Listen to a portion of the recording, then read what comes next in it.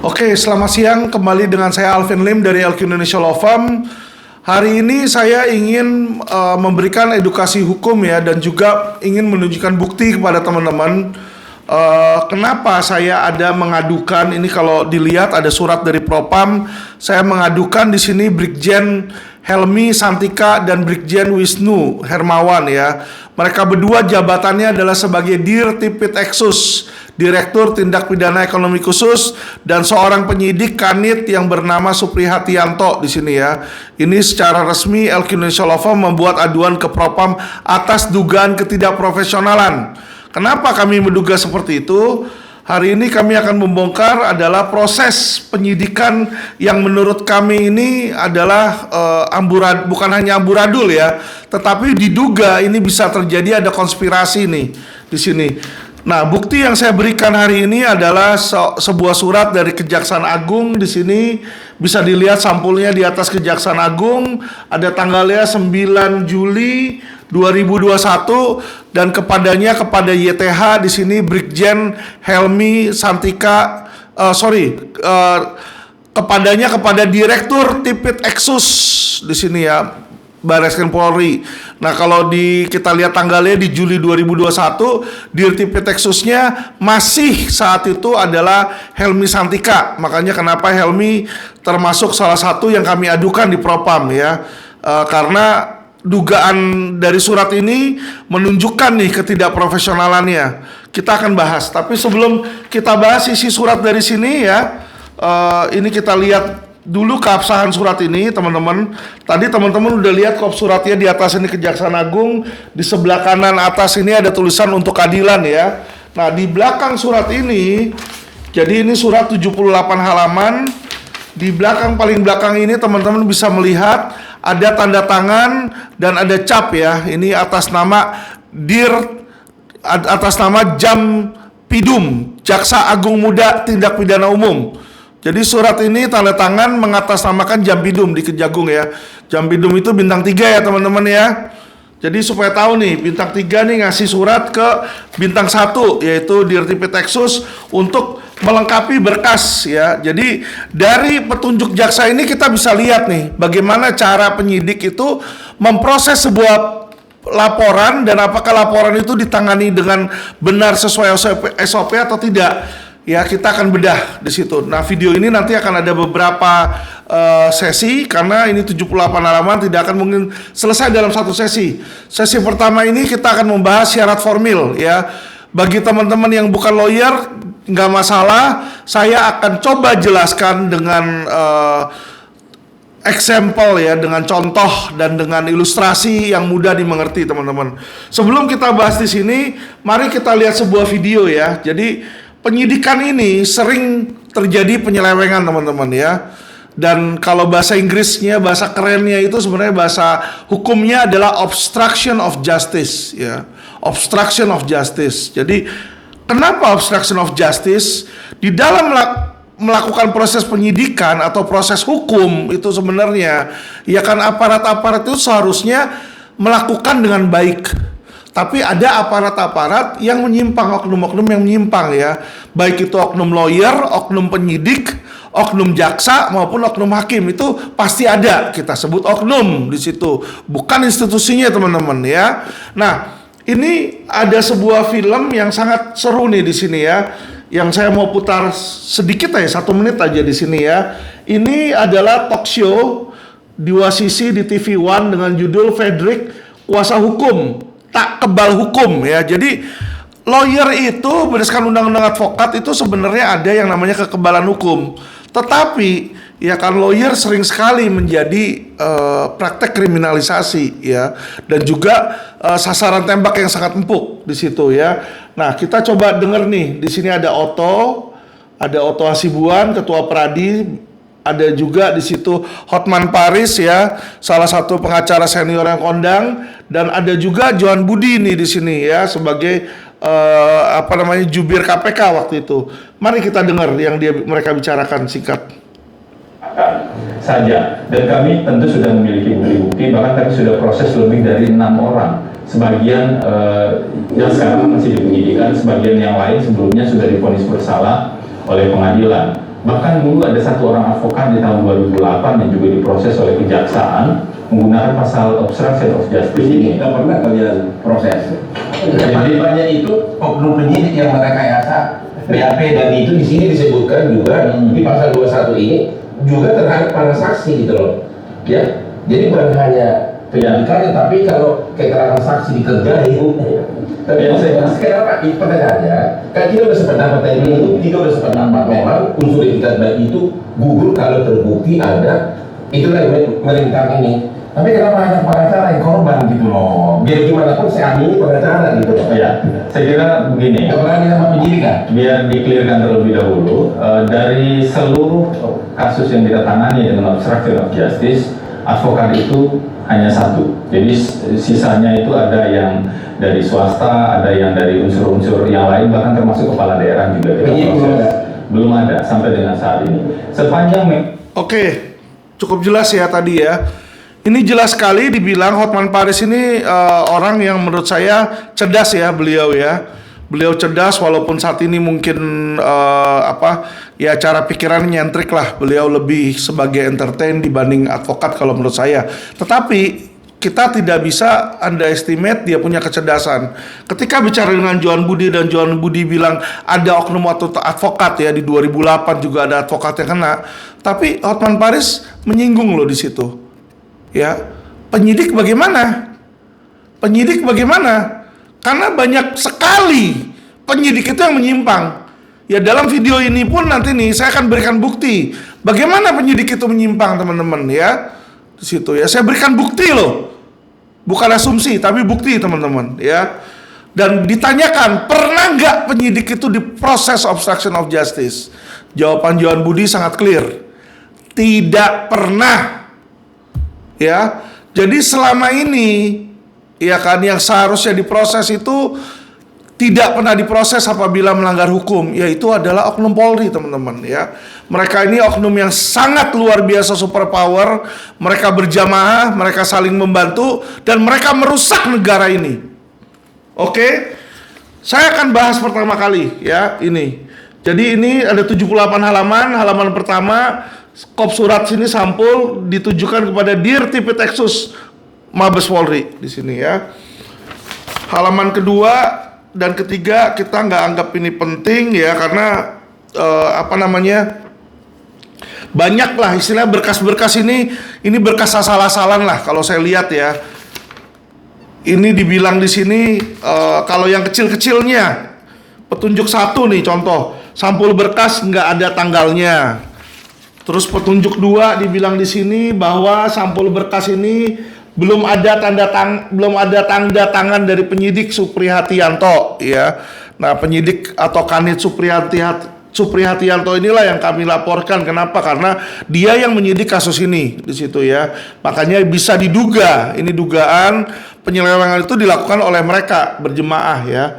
Berkas belum ada tanggal dan tanda tangan. Jadi gimana sih nyusun berkas nggak ada tanggal dan tanda tangan dalam resume perkara di sini. Jadi hal-halnya ini banyak sekali yang missing. Tapi kalau menurut saya kalau cuma tanda tangan ini masih sepele lah di sini ya. Nih kayak contoh nomor 9 nih di dalam BAP saksi Tommy Wiranata tanggal 9 September 2020, saksi Stephen Antonius 15 Juli dibilang di sini penyidik atas nama Hartono belum membubuhkan tanda tangannya pada berita acara pemeriksaan. Waduh, saya cuma bingungnya cuma gini loh teman-teman ya. Teman-teman itu tahu nggak berita acara pemeriksaan namanya diperiksa? Diperiksa itu adalah orang yang sudah masuk ke dalam penyidikan. Ya, jadi habis laporan polisi biasanya ada lidik dulu atau investigasi. Diinvestigasi, habis investigasi masuklah ke penyidikan di situ ya. Dalam penyidikan ini orang kalau 2 kali dipanggil aja nggak hadir itu bisa dijemput paksa teman-teman. Nah, bagaimana dalam penyidikan itu saksi ini dipanggil tapi kok nggak tanda tangan berkas ya? Ini sangat tidak mungkin kalau menurut saya. Kenapa? Ya, orang yang dipanggil, yang diperiksa. Kayak kemarin 2 hari yang lalu saya baru ke Polres Jakarta Pusat, saya melaporkan ya majalah Keadilan itu saya laporkan atas dugaan pencemaran nama baik. Ya toh ketika saya datang klarifikasi, selesai diketik jawaban saya itu saya langsung disuruh tanda tangan. Ya langsung disuruh tanda tangan. Jadi kalau ini belum ada tanda tangan, ya patut dicurigai ini kemungkinan orangnya ini saksinya tuh tidak hadir di tempat, atau pemeriksaannya pemeriksaan main-main, atau BAP-nya itu BAP buatan penyidik. Penyidik yang tanya dia juga jawab, makanya dia nggak punya tanda tangan saksi ini di sini ya teman-teman. Ini sangat aneh. Dan bukan hanya 2 saksi ini doang, ini dibilang saksi Tommy Wiranata 9 September 2020, Stephen 15 Juli 2020, ya kan, penyidik belum memberikan. Jadi saksinya belum tanda tangan, dibilang di situ, ya kan. Juga penyidik belum tanda tangan. Ya, kita lihat lagi nih yang lain nih teman-teman ya. Jadi biar nggak jadi fitnah, saya bacain isinya di sini ya. Di dalam BAP saksi Aris Sulistyo 2 Maret 2021. Ini 2021 nih. Setahun kemudian dibilang penyidik belum membubuhkan tanda tangannya. Balik lagi BAP saksi Robi Demas Kosasi 17 April 2020, saksi Milani 17 April, saksi Yenite 17 April, saksi V Agus Daryono Kosasi 20 April, saksi Ronald Kusuma 19 Mei. Ya, di sini berita acara penyidik atas nama Susanto belum membubuhkan tanda tangan. Ini periksa orang banyak begini loh, kagak ada tanda tangannya sama sekali. Ini kan heran kita ya teman-teman ya. Kita tapi lihat lagi nih ya kan, ini penyidiknya penyidik lucu teman-teman ya. Mabes loh mereka loh. Kalau penyidik sana pangkatnya minimal kompol dan AKBP teman-teman ya. Kalau kompol dan AKBP itu KKBP itu 2 pangkat sebelum jenderal teman-teman ya. Tapi bikin berkas saja salah-salah nih. Di dalam BAP saksi Evi Kusumo di sini dibilang ditemukan berita acara penyidik atas nama AKP Hartono belum membubuhkan tanda tangan. Lagi tuh nomor 16, 17 nih. Ya, petunjuk nomor 17 di dalam BAP saksi Sundoro Sutanto 10 Juli penyidik belum menuliskan kata tersangka dan belum ada tanda tangan saksi maupun penyidik. Mati nggak lo? Jadi ada orang diperiksa, orangnya itu nggak disuruh tanda tangan, penyidiknya juga nggak tanda tangan teman-teman ya. Jadi kita nggak tahu surat simsalabim dari mana asalnya, itu tidak ada yang ngeklaim itu ya. Nomor 18 saksi Vivi Marini 17 September ya, dibilang di sini berita acara penyidik atas nama Muhammad VK Rizky Kusuma belum membubuhkan tanda tangan. Ini semua saksi yang diperiksa, penyidik juga kagak tanda tangan, saksi juga kagak tanda tangan. Dalam BAP saksi Santoso Pujianto, saksi Mamike 16 April 2020 penyidik belum menuliskan status Henry sebagai tersangka, bla bla bla. Berita acara penyidik atas nama Putu Osa Trisna Pratama SIK belum membubuhkan tanda tangannya di sini. BAP saksi Tracy Fidelia Jeniawati 21 April. BAP saksi Sonia tanggal 16, 17, 27 April dan 15 September. Penyidik belum menuliskan kata Henry Surya sebagai tersangka, dan berita acara penyidik atas nama Hendrawan Susanto belum membubuhkan tanda tangan. BAP saksi Rosalina 18 Mei 2020 di sini ya. Sama di sini.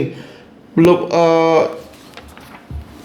BAP saksi Mila Pratiwi Suminto 14 April 2020 dan 18 April 2020. Berita acara penyidik sama nih di sini teman-teman ya. Agus Nuryanto, Denny Superi belum membubuhkan tanda tangannya di sini.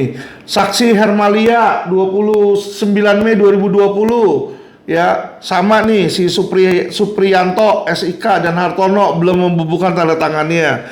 BAP saksi Lucy Fania dibilang di sini berita acara penyidik atas nama Yayan Suryatna belum membubuhkan tanda tangannya ya.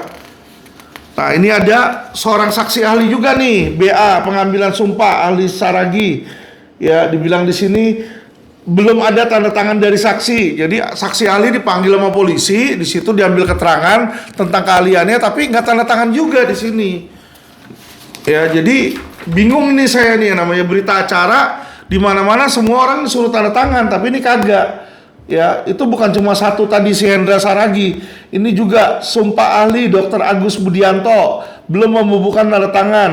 Sumpah ahli Ivan SHLLM, belum ada saksi yang menyaksikan pengambilan sumpah di situ. Agar penyidik memasukkan 2 orang saksi yang bertanda tangan dalam BA sumpah.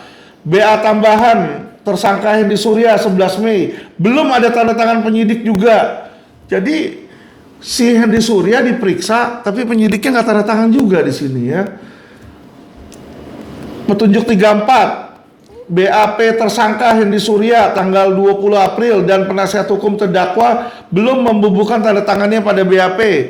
Jadi dia didampingin oleh kuasa hukum, tapi kuasa hukumnya tidak tanda tangan juga dibilang di sini ya. Jadi ini kalau kita lihat ya, walaupun kelihatannya hal sepele, hal minor, mungkin aja lupa. Oke. Kalau lupa 1, 2 orang, 3 orang itu normal. Tapi kalau lupa di banyak orang ini yang aneh. Ini nggak mungkin lupa. Kenapa? Ya kan, seharusnya prosedurnya itu adalah yang namanya BAP itu diperiksa langsung teman-teman. Jadi penyidik berhadapan dengan si saksi yang mau diperiksa atau tersangka yang diperiksa di situ di depan dia, ditanyakan dan dijawab langsung di situ. Setelah selesai dari pemeriksaan, seharusnya itu berkas itu dikasih ke si saksi atau tersangka untuk tanda tangan. Jadi mereka sebenarnya nggak pernah lupa di situ karena ada 3 atau 4 kopi yang langsung disuruh tanda tangan, bukan cuma 1 teman-teman. Karena pemberkasan itu nanti, ya kan, itu minimal dikirim ke jaksa itu 4, 3 atau 4. Kenapa? Hakim butuh 1, panitera 1, jaksa 1, dan penasihat hukum 1 di situ ya. Jadi ini kebiasaannya seharusnya seperti itu ya. Lalu jika kita lihat kayak begini, karena banyak nih ya saksi nggak tanda tangan, penyidik nggak tanda tangan. Terus kenapa seperti itu? Simpel jawabannya teman-teman. Kalau menurut saya, dugaan saya adalah ini BAP tidak diambil langsung, tapi penyidik kasih list pertanyaan, dikirim mungkin melalui email ke saksi tersebut untuk supaya saksi itu ngisi. Ya, ini seharusnya tidak boleh dilakukan karena prosesnya itu yang namanya diperiksa itu di hadapan penyidik ya. Tapi ya itu dia, Indonesia adalah negara polisi adalah presisi berkeadilan. Oh bukan, Polri itu saat ini kenyataannya adalah persis berkeduitan ya teman-teman. Ada duit kalian dapetin perlakuan spesial, nggak ada duit no service di situ. Ini yang bisa terjadi. Jadi kalau ini bisa ada praktek BAP bisa di-emailin ya, kalau ada BAP bisa di-emailin itu pasti ada specialty ya. Saya jujur aja belak-belakan aja ya kan, di Polda Metro aja dulu ya kan, BAP itu ke saksi-saksi, ke orang yang namanya orang itu ngasih duit ke penyidik. Itu BAP itu di email sama dia, udah saya email aja list pertanyaannya, jawab, nanti kalau udah jawab kasih. Nah inilah yang terjadi teman-teman, karena BAP ini tidak diperiksa langsung, dikasih ke orang tersebut melalui email, jadi bisa aja si saksi itu lupa tanda tangan, atau saksinya udah tanda tangan dikasih, penyidiknya lupa di situ. Kenapa ini terjadi? Karena BAP itu tidak dilakukan di depan penyidik saat itu ya. Itulah jawaban yang logis. Kenapa saya bilang logis? Karena kalau diperiksa langsung, nggak mungkin dua-duanya lupa. Nggak mungkin. Orang diperiksa langsung ketemu, dia jawab, habis selesai jawab, tanda tangan dulu nih di print 4 lembar, ya toh? Di print 4 set, tanda tangan, saksinya tanda tangan, penyidiknya tanda tangan, teman-teman, ya. Jadi ini di sini aja sudah ada dugaan ketidakprofesionalan. Sudah ada dugaan tidak profesionalan nih, baik dari penyidik maupun dari direktur. Kenapa dari direktur? Karena surat ini dari kejaksaan ini ditujukannya kepada direktur, bukan kepada penyidik, teman-teman, ya. Jadi direktur itu nggak bisa bilang, gue nggak tahu, orang surat itu ditujukan ke kamu kok nggak tahu. Ya, kita lanjut nih teman-teman, yang menurut saya agak krusial, ya, yaitu mengenai penggeledahan dan penyitaan, teman-teman. Ya, saya mencurigai ada banyak barang-barang yang hilang atau adanya dugaan aset sitaan yang tidak direcord di situ ya, tidak direcord, tidak diambil.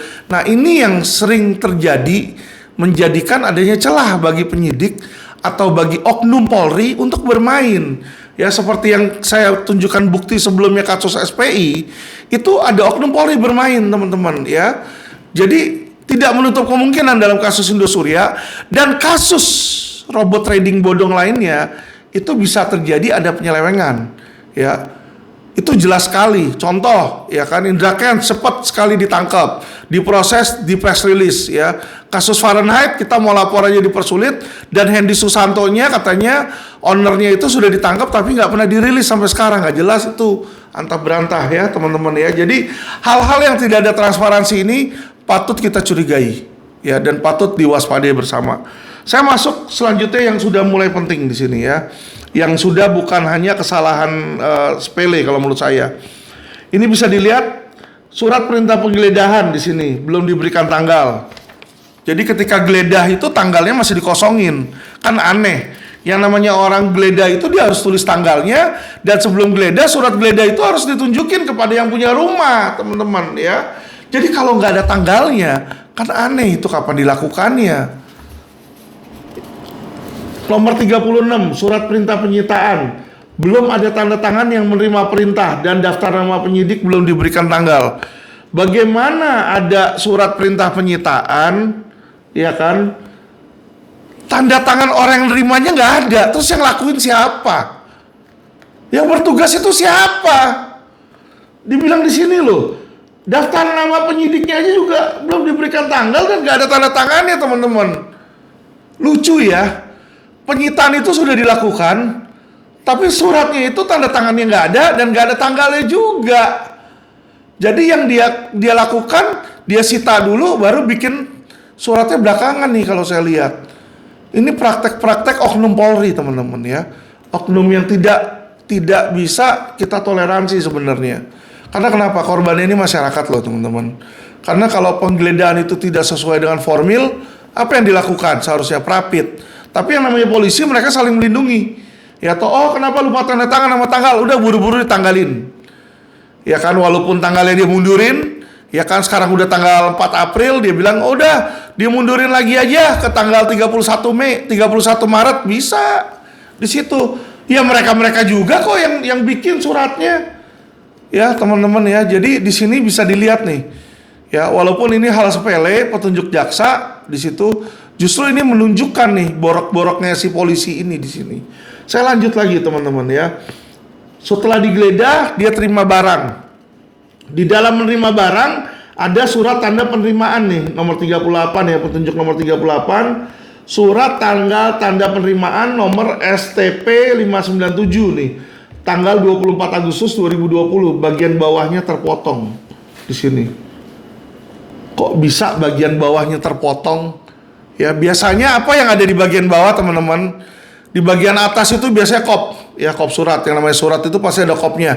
Kapolri, Mabes, bla bla bla, tanggal, terus diberikan penerimaan siapa yang menerima, misalnya Kanit Kompol, misalnya si siapa, si A, si B, si C, di situ yang menerima misalnya kan. Barulah di bagian bawahnya itu barang apa yang diterima dan tanda tangan si penerima dan yang menerima.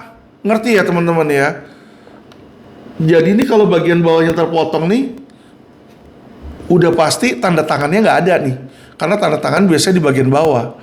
Bisa jadi list barangnya juga nggak ada yang diterima. Balik lagi ke 39. Tadi 38 tanggal 24 Agustus. Tanggal 9 September ada lagi surat tanda penerimaan lagi nih. Ya, tanggal 9 September. Sama teman-teman, bagian bawahnya terpotong ya. Kalau tadi surat tanda penerimaan nomor 40 ini berita acara penyitaan 15 September. Jadi 9 September diterima, disitalah tanggal 15 September nih. Ya sama, bagian bawah terpotong di situ. Surat tanda penerimaan 8 Oktober, bagian bawahnya terpotong. Ya. Berita acara penyitaan 27 Oktober, bagian pertama halaman pertama bagian bawahnya terpotong. Pada daftar nama penyidik dibilang di sini belum ada tanggal. Surat perintah penyitaan nih tanggal 1 Januari 2021, bagian bawahnya terpotong lagi di sini. Saya bingung ya. Kok yang bagian bawahnya terpotong ini semuanya penyitaan? Surat BA penyitaan loh, berita acara penyitaan, nyita nih. Siapa sita dari siapa? Itu kan ada tanda tangannya mestinya, si yang menerima itu siapa, yang memberikan siapa itu barang. Nah kalau bagian bawahnya terpotong, apa ini yang bisa terjadi? Kemungkinan apa yang bisa terjadi? Ya kemungkinannya nanti dia bisa rubah surat itu. Jadi misalnya yang disita uangnya 200 miliar, besok dia rubah 50 miliar. Ya kan belum ada tanda tangan, tinggal dia suruh tanda tangannya. Apalagi kalau yang disita itu dari tersangka yang udah ditahan toh, orang yang namanya udah ditahan kan takut sama polisi kan? Apa yang terjadi? Ya udah saya tanda tangan aja deh. Apakah dia akan bilang, "Pak, kemarin disita 2 miliar, Pak, uangnya. Kok sekarang cuma 50 miliar, Pak?" Nggak mungkin dia komplain. Oh, udah dia ditahan kan di situ. Ya, jadi ini aneh sekali teman-teman, karena selain dari berita acara penyitaan, surat-surat lain yang diberikan ke kejaksaan nggak ada yang bagian bawahnya terpotong. Ya kayak contoh tadi berita acara ya BAP itu cuma belum ada tanda tangan tapi nggak terpotong loh. Sedangkan ini teman-teman, tanda penerimaan barang dan berita acara penyitaan semuanya bagian bawahnya terpotong teman-teman ya. Yang lebih lucu lagi ini teman-teman ya, petunjuk 45 berita acara penyitaan 20 April 2020, belum ada tanda tangan saksi atas nama Putu Oza Trisna Pratama dan Satria Anggara Pinandita. Jadi dalam penyitaan itu nggak ada yang nanda tangan nih saksi. Jadi penyitaan itu dilakukan tanpa saksi karena nggak ada saksi yang tanda tangan teman-teman ya. Bagaimana penyitaan itu bisa dilakukan tanpa saksi? Toh inilah lucunya oknum Polri kan. Petunjuk 46 berita acara penyitaan 17 September, belum ada tanda tangan dari yang menguasai barang atas nama Hendy Surya. Hebat ya teman-teman. Contoh, polisi ini datang ke rumah Hendy Surya, dia bongkar geledah berangkasnya, ditemukan uang 100 miliar. Ya toh, semestinya apa yang dilakukan di situ misalnya? Ya, ditulis toh sudah diterima atau disita dari Hendy Surya uang senilai 100 miliar misalnya, 1 jam tangan Rolex, 2 Richard Mille, 1 tas Hermes misal ya, atau barang-barang itu apa di list bawahnya baru tanda tangan. Yang menerima siapa? Yang menerima misalnya polisi, kanitnya atau AKBP-nya atau siapanya, itu tanda tangan dan nama. Nah di sebelah sampingnya barulah dari yang punya barang itu, si Hendy Surya wajib tanda tangan. Kalau dia aja belum tanda tangan, berarti dia aja belum memverifikasi barang-barang apa yang disita dan jumlah yang disita teman-teman. Ya, nggak heran teman-teman di dalam penyitaan dan penggeledahan di Hendy Surya nggak ada barang yang disita dari rumahnya. Ya, nggak ada uang yang disita itu dari rekening. Nanti saya akan lanjutin nih di tempat yang lain. Jadi teman-teman, Alvin Lim itu tidak pernah dan tidak mau memfitnah teman-teman. Saya bicara berdasarkan bukti. Ini keterangan tertulis dari Kejaksaan Agung, bukan dari Alvin, bukan dari Alkilofam, tetapi dari Kejaksaan Agung ya, atas nama Dir Jampidum ini, atas nama Jampidum ya. Tadi kita udah lihat. Jadi ini 46 dibilang di sini yang menguasai barang yang di Surya nggak ada tanda tangan. 47 berita acara penyitaan belum ada tanda tangan para saksi. Jadi 9 Februari 2021 mereka sita nih tapi nggak ada tanda tangan saksi. 46 berita acara penyitaan 17 Maret belum ada tanda tangan para saksi dan penyidik. Jadi yang namanya penyitaan itu biasanya ada penyidik tanda tangan, ada juga saksi yang melihat. Jadi misalnya yang disita itu anggaplah apartemen punya Hendy Surya, tapi Hendy Surya nggak tinggal di situ nih, ya kan? Misalnya apartemen milik dia, tapi kosong. Nah biasanya penyidik itu wajib panggil saksi, ya kan? Ketua RT RW, ya kan? Atau pengurus setempat datang ke situ untuk jadi saksi. Jadi ini saksi nggak ada yang tanda tangan nih. Jadi ketika dilakukan penyitaan itu nih, kalau saya lihat dari sini sebenarnya dari petunjuk P19 ini nggak sah ini teman-teman ya. Sorry ya. Kalau saya jadi pengacaranya Hendy Surya, ini Hendy Surya udah lepas nih dengan pra peradilan. Kenapa? Proses penyitaan, penangkapan, penggeledahan, ini semua kagak benar teman-teman. Gimana lu nyita barang nggak ada saksi, nggak ada penyidik tanda tangan, surat perintah penyitaannya pun tidak ada tanda tangan. Ngawur ini teman-teman, ngawur. Ya ini loh berita acara. Saya lanjut ke 48. Berita acara penyitaan tanggal 17 Maret belum ada tanda tangan para saksi dan penyidik lagi di sini ya. Oke, kita ke 49. Berita acara penyitaan 10 Agustus 2020, Isnaini selaku penguasa barang belum membubuhkan tanda tangan. Jadi dia polisi sita nih dari Isnaini nih. Saya nggak tahu Isnaini siapa, dia sita barang dari Isnaini, tapi orang yang penguasa barang ini belum tanda tangan. Kok bisa ya nyita dari orang yang disita nggak tanda tangan di situ?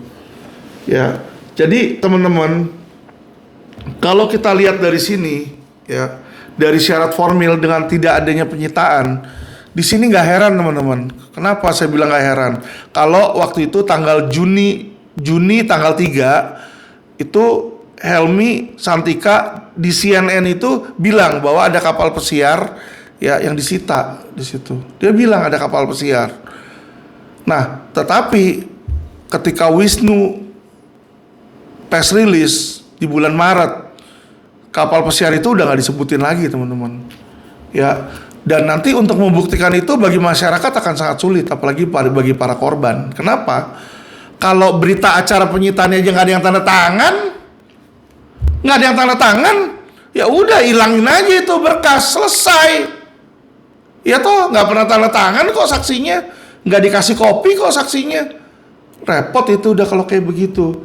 Makanya di sini teman-teman, kami tidak mau memfitnah, tetapi kalau surat ini dari Kejaksaan Agung, surat ini bisa menjadi petunjuk teman-teman. Menjadi petunjuk atas penyelewengan yang dilakukan oleh penyelidik dan oleh direktur.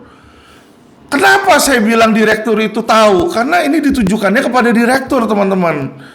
Ya, jadi semua ini dilakukan atas sepengetahuan si direktur teman-teman. Itulah makanya kenapa saya laporin ke Propam. Ya, kalau orang tanya kenapa saya berani, karena yang saya lawan adalah oknum yang menurut saya salah, ya, tidak profesional. Kenapa saya lakukan itu? Karena saya punya tanggung jawab sebagai aparat penegak hukum, sebagai lawyer, untuk membela para korban teman-teman. Korban nggak bisa punya akses seperti ini. Ya, makanya kenapa para korban itu harus dan wajib kalau menurut saya ya, untuk memiliki kuasa hukum. Cari dia kuasa hukum, banyak kok yang benar. Jangan sampai ketemu lawyer yang brengsek ya. Lawyer juga ada yang oknum. Tapi maksud saya penting untuk kalian masyarakat kalau tertimpa kasus, carilah lawyer yang benar. Karena kenapa? Hanya lawyer yang mampu mendapatkan surat-surat seperti ini teman-teman. Ngerti ya teman-teman? Karena kami punya koneksi. Lawyer punya koneksi. Ya kan? Mungkin korban biasa sulit untuk ketemu petinggi-petinggi Polri, petinggi kejaksaan, petinggi-petinggi kehakiman, itu akan sulit teman-teman. Tapi kami sebagai lawyer, kami punya akses ke sana. Ya, karena tugas dan kerjaan kami. Jadi kalau tidak dikawal, kemarin uangnya udah hilang dimakan penipu skema Ponzi, besoknya uangnya dimakan sama oknum Polri ya. Jangan sampai itu terjadi teman-teman. Balik lagi kita lanjut ya. Saya mau bilang sama teman-teman, kenapa di dalam berkas perkara Hendy Surya ini bisa dibilang belum dilampirkan BAP saksi atas nama Suito Ayub nih, nomor 53 nih. Ini penting teman-teman. Jadi Direktur Tipitexus ini di tanggal 9 Juli 2021, ini surat tanggal 9 Juli 2021, sudah diinformasikan oleh jaksa. Sudah diinformasikan. Suito Ayub ini belum tanda tangan BAP. Ya, dibilang di sini, di dalam berkas perkara tersangka Hendy Surya, belum dilampirkan BAP saksi Suito Ayub dalam kurung saksi mahkota. Saksi mahkota itu adalah seorang saksi yang juga adalah tersangka. Ya, jadi kalau tersangka dimintai keterangan terhadap tersangka lain itu namanya saksi mahkota teman-teman ya, sedikit pelajaran hukum. Nah, jadi ini di sini Kejaksaan Agung udah bilang sama Dir Tipitexus, Dir Tipitexus, Suito Ayub nih belum ada loh BAP-nya loh. Nah, dugaan kami ya kan, kalau dibilang kemarin itu November kabur di Singapura, bisa jadi sebelum dari situ sudah nggak ada. Karena di bulan Juli aja nih nggak ada BAP-nya.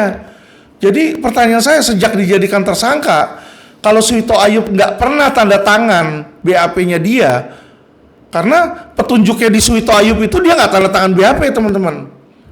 Ya, jadi ini petunjuk ini kita ada 3 petunjuk ya. Nanti saya akan bacakan semua. Ya, di dalam petunjuknya Hendy Surya ini nggak ada BAP-nya Suito Ayub. Apa itu yang terjadi? Orang ini udah kabur dari lama, ya. Tapi kita nggak tahu apakah dia kabur atau dikaburkan. Ya, saya akan jawab sekarang, teman-teman. Dugaan saya ini dikaburkan. Kenapa dikaburkan? Nanti kita baca di materi. Ya, di part selanjutnya video saya akan saya bacakan tentang materinya. Kenapa Suito Ayub ini dikaburkan? Ya, nanti kita baca petunjuk jaksa, teman-teman.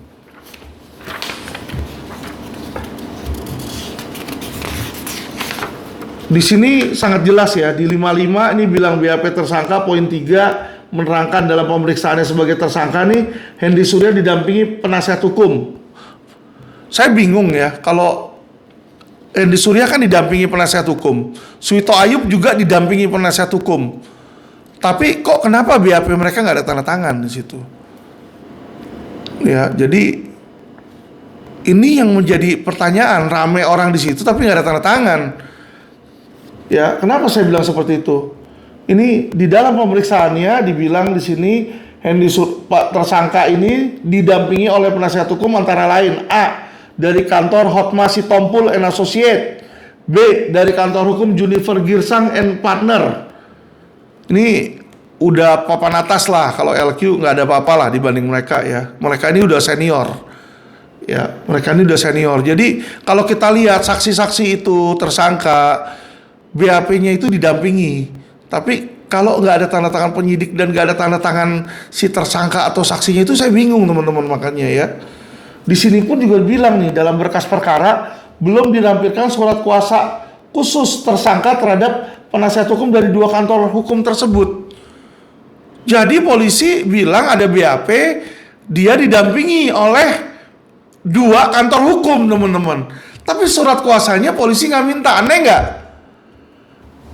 Ketika ada tersangka diperiksa, didampingi lawyer, semua polisi yang pernah saya temui selalu nanya ke saya dulu, Pak, bisa minta tolong surat kuasanya, dan surat kuasa aslinya itu selalu diminta sebelum dilakukan pemeriksaan loh, bukan sesudahnya loh, diminta dulu. Nah, terus dicek juga itu, si lawyernya biasa dicek, ini lawyer sah, kartu anggotanya ada nggak, atau lawyer abal-abal, teman-teman ya. Jadi kalau ini nggak ada surat kuasanya, kita bingung nih, bener didampingi nggak oleh kuasa hukum atau tidak nih ya. Kita nggak tahu karena nggak ada suratnya. Ya, jadi ini tahap pertama saya bacakan tadi cukup sampai halaman 15, teman-teman. Inilah syarat formil ya. Syarat formil ini cuma mengatur kelengkapan berkas, misalnya kurang tanda tangan atau dokumen apa yang nggak ada yang perlu dilengkapi. Nanti dalam tahap 2, teman-teman, saya akan bahas mengenai kelengkapan material. Material inilah pokok perkara ya. Nanti saya akan bongkar kepada teman-teman dugaan modus nih. Apa yang akan dilakukan man behind the scene.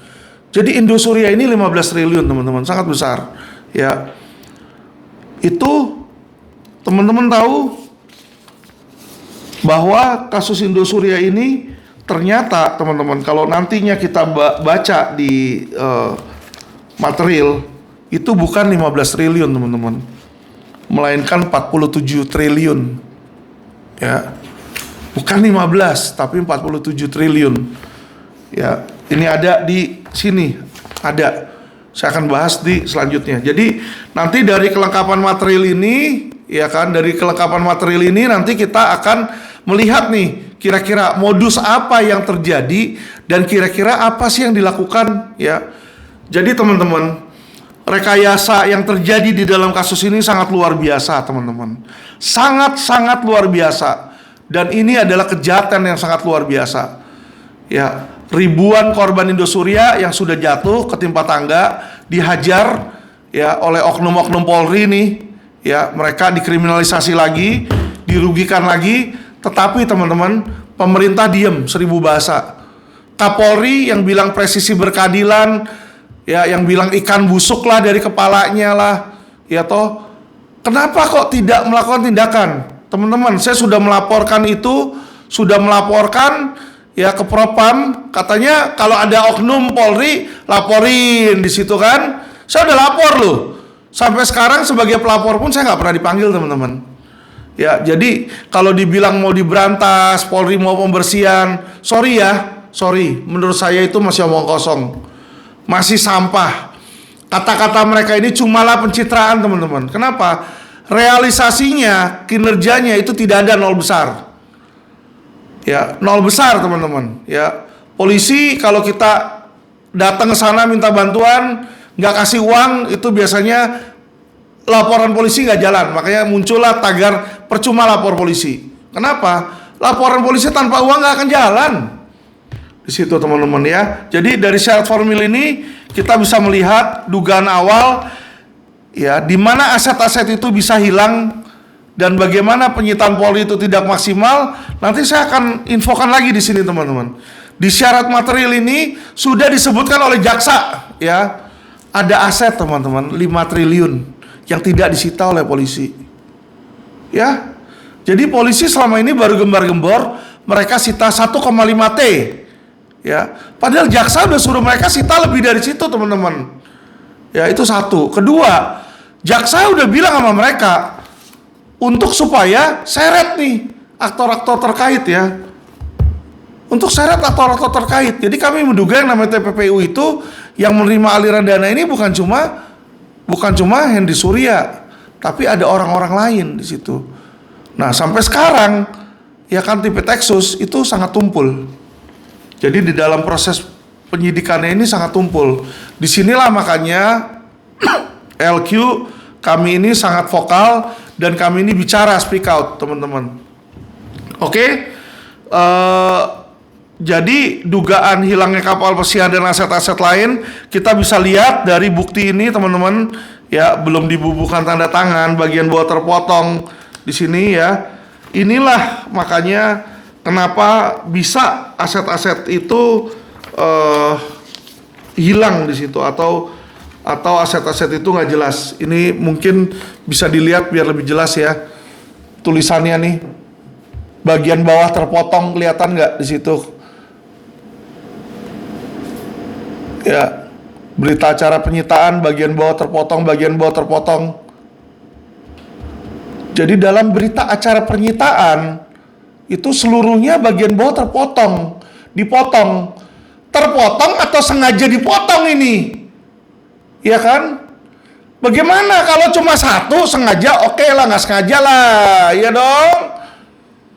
Misalnya saya punya mobil satu, tabrakan, oke lah, gue nggak sengaja tabrakan. Tapi kalau gue punya mobil 10-10-nya tabrakan, kan aneh. Sama, ini berita acara penyitaan, masa tanggalnya berbeda semua berita acara penyitaannya bagian bawahnya terpotong, teman-teman? Ya kan, ini mah nggak mungkin. Yang ada bagian bawahnya sengaja dipotong. Oke, demikian video saya untuk tahap 1. Nanti tonton lagi tahap 2 di mana saya akan bahas materi, ya. Nanti saya akan bongkar di sini yang lebih seru, teman-teman, ya. Modus bagaimana cara melepaskan si tersangka itu. Ini udah ada di sini. Sudah terencana ini. Ya, ini kejahatan sudah terencana, teman-teman. Dan mereka tidak bergerak sendirian. Mereka punya oknum. Mereka punya backingan oknum aparat, ya, man behind the scene. Oke. Terima kasih, teman-teman. Sekian video saya. Salam cerdas hukum.